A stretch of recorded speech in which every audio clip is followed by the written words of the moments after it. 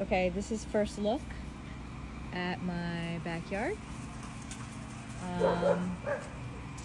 And my neighbor's house that my tree fell into. This would be said tree.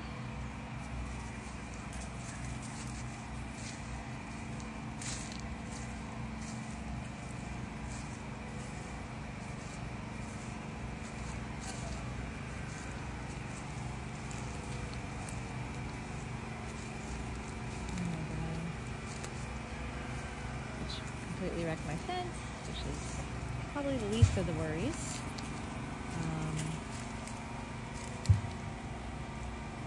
Yeah.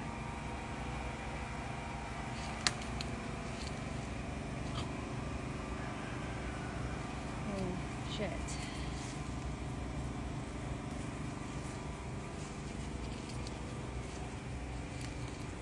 At least they have a good sense of humor. The little skeleton